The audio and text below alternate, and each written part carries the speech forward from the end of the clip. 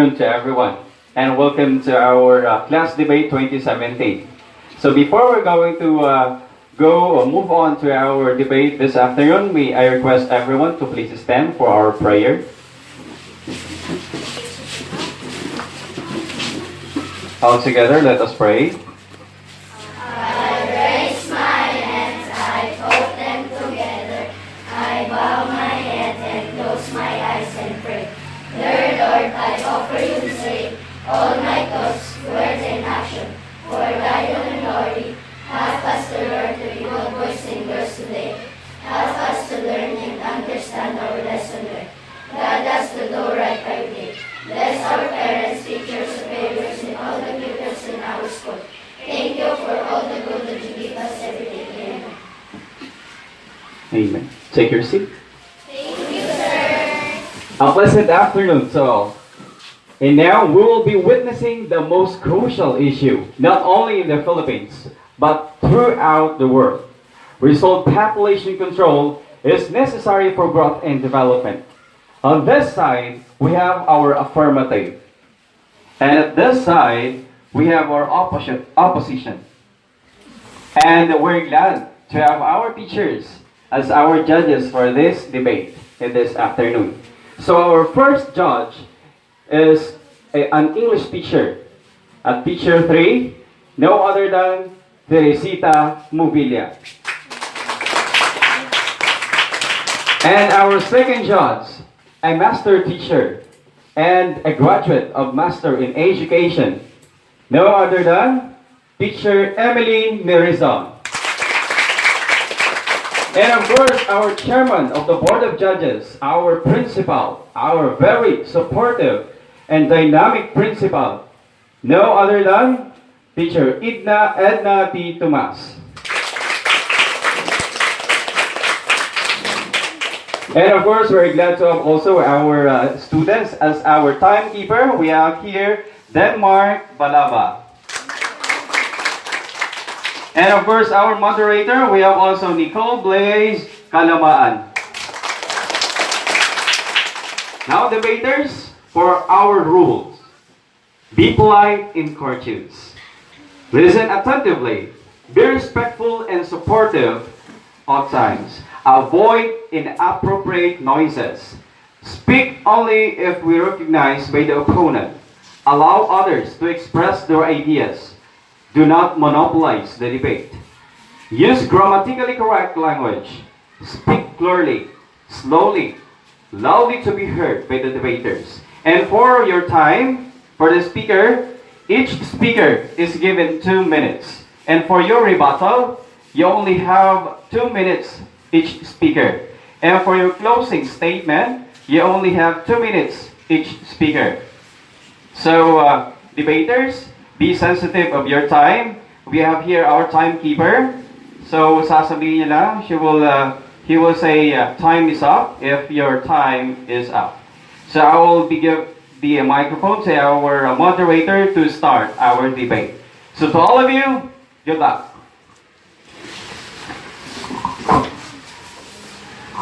To our beloved Principal, Madam Edna T. Tomas, to our very intelligent judges, our subject teachers, viewers, classmates, debaters.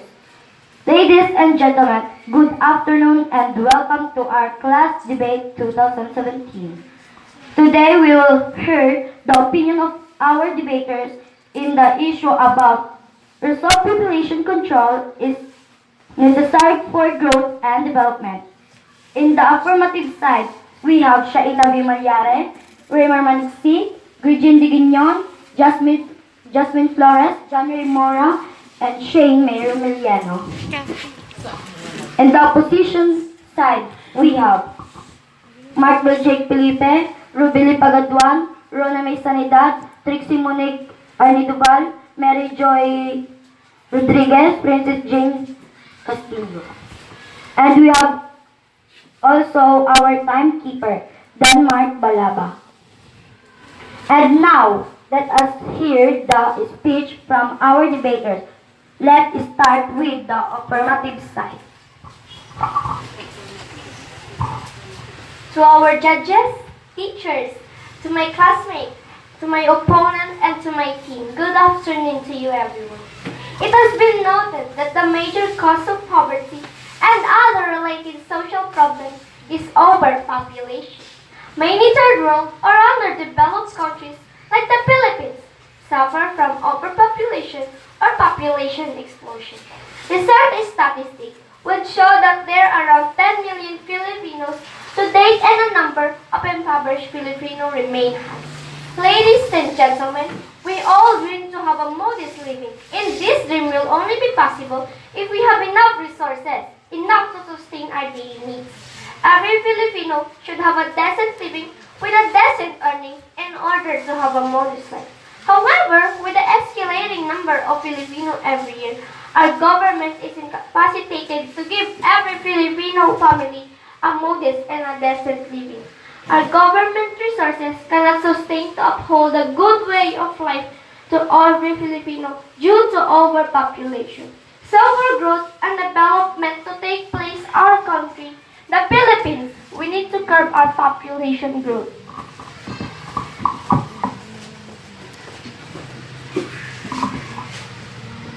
Who wants to have a decent life? We all are, right? We desire for the best for our families and to every Filipino citizen. Ladies and gentlemen, while I agree that Philippines has now around 10 million Filipinos as its populace, yet I really disagree that these Filipinos are causing trouble or main cause of our slow growth. To my worthy opponent, I hope this comes to your knowledge that despite the rising number in our population, Philippines is one of the fastest growing economic in the world. We even surpassed the two China and Japan with our growth index around 8.6 in the first quarter of 2016. This only goes to show that the number of our population does not hinder our economic growth.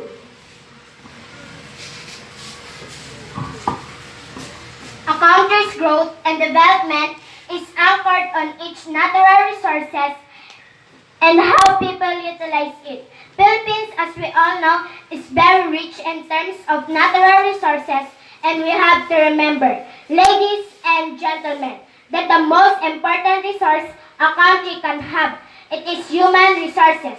A country's population is the very core of its economic growth and development. Therefore, it is not logical and neither admissible to my mind of reason that the country's people hinder its growth. Instead of focusing on how it can reduce our population, our government should rather invest on how it can empower the people in order to advance its economic growth.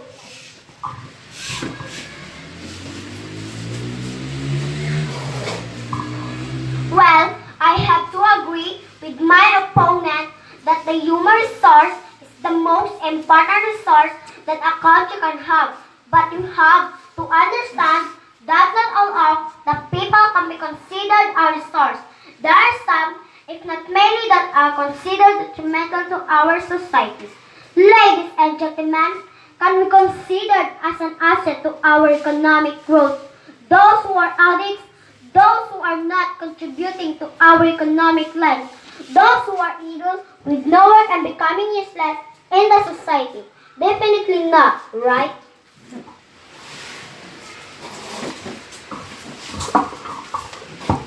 A saying goes, anything that is too much is not good. And this remains true, even in the aspect of our economic growth in terms of population growth. I have to agree with my worthy opponent that people is the most important resource our country could have. However, I have to emphasize that if our population that is increasing day by day, if not controlled, will become a liability. Why? If the number of the people is overwhelming and uncontrolled, will become to the society of limited. Look at what's happening in the urban areas like Metro Manila. When this the coming of the people from provinces flocking at the cities, the number of criminalities also resides. Many beggars are on the street, begging for something to eat just to good up hour a day. Despite the effort of the local government to give the basic social service, it never seemed to satisfy to the people. And worse, many are neglected, that resorted to crime just to have a piece of the mail a day. Ladies and gentlemen, if this will continue, what kind of society, what kind of the Philippines will we have in the year to come? A country that is overpopulated, yet remain poor, or a country with just a good number of the people, but with a decent way of living? For sure, we all want the latter.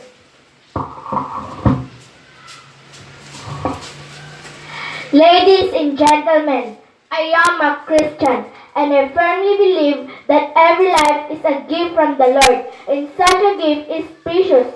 Therefore, every Filipino, despite of the number, can be considered an asset to our country. I do not believe also that our government resources are limited, that it cannot sustain the services that the people needs.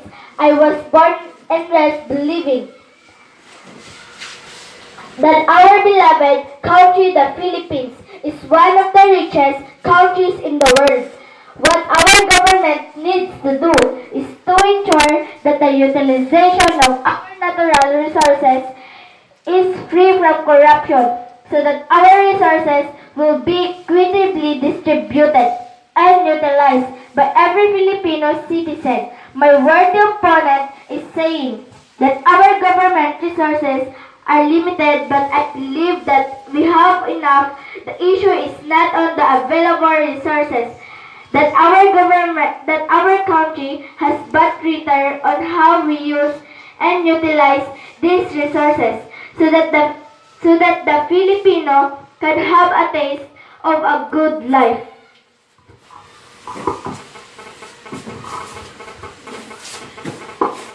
For quite a time, our country has been economically behind as compared to our fellow Asian countries. But this has nothing to do with our population. It is because the stigma of corruption. But with President Duterte administration, with its concrete policy against corruption, our country is now leading in terms of our economic growth. What does this mean? I have to say the number of population is not big deal or the problem. Why we can't have a decent way of life or to have a remarkable economic growth? Our government should instead focus its attention not on curbing our population, but rather on how we can eradicate corruption. The answer to the poverty lies on how our government resources can be translated to a better way of life to the Filipino by the ensuring that every centavo and government funds is spent judiciously.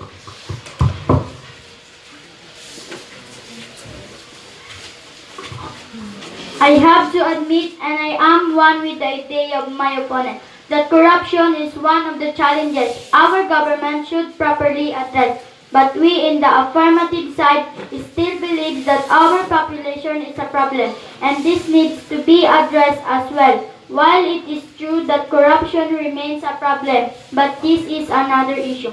Our government is doing its best to enforce its anti-corruption mechanism, but people will feel better the effect of having a reasonable number of people in a particular country like the Philippines in order for them have a quality life.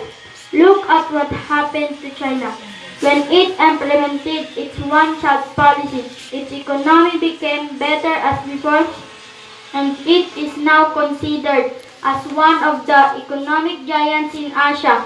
The world and even in the world, having an overwhelming number is not a guarantee to have a formidable force, but rather on how equipped our people are in becoming a competitive, worthwhile component of our society.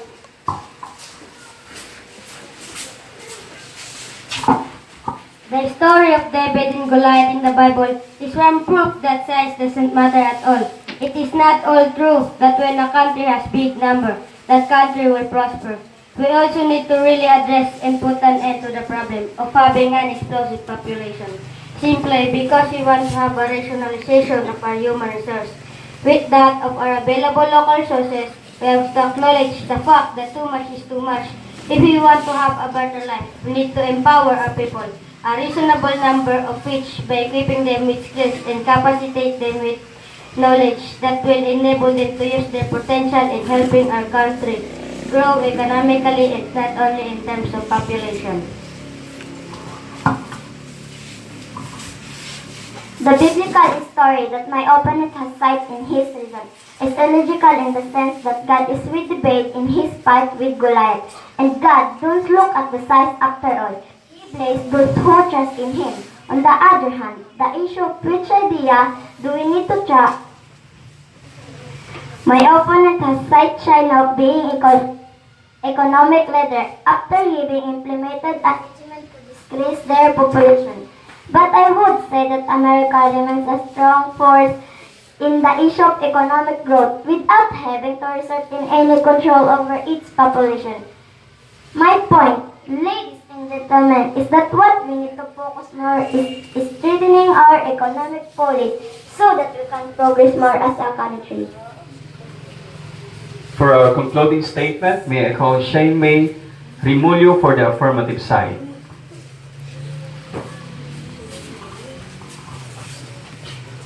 The issue of whether or not to have an economic growth and development despite of our population has become a heated argument in this debate. But ladies and gentlemen, we in the affirmative side is strongly adhering to the law of proportion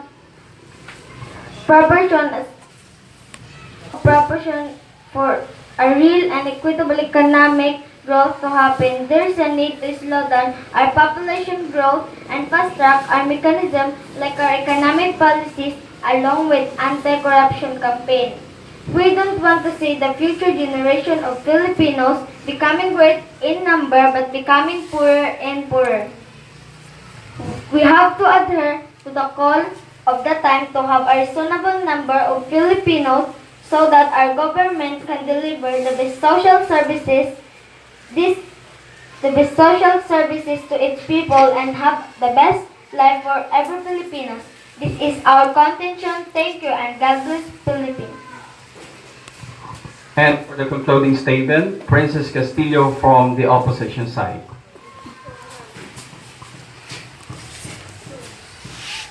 Life is precious and they say, it is what we make it. The choice of having a better quality in life is a decision that each of us makes. A quality life is a choice and a decision that each of us has to work on.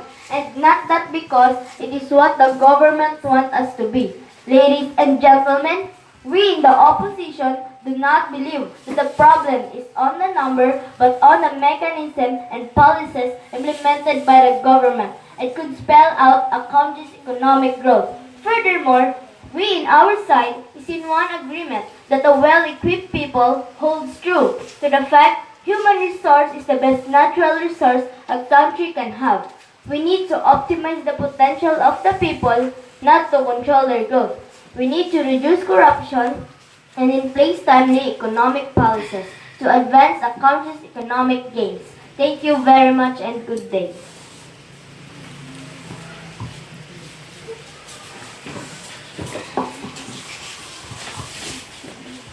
And now we are done with our debate. Let me hear or know the opinions of our viewers if they are agree or disagree about the issues by our debate.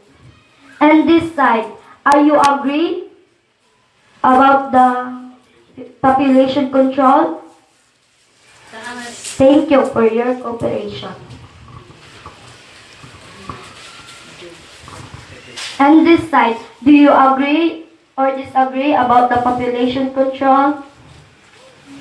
Thank you for your cooperation. So that's the end of our debate. Thank you and more power. Okay, thank you so much. So that's the end of our debate of this afternoon. So debaters, congratulations. And of course, our viewers, our judges, thank you so much. So now, in behalf of our chairman of the Board of Judges, may I request Teacher Teresita Movilla, Teacher 3, for her closing message.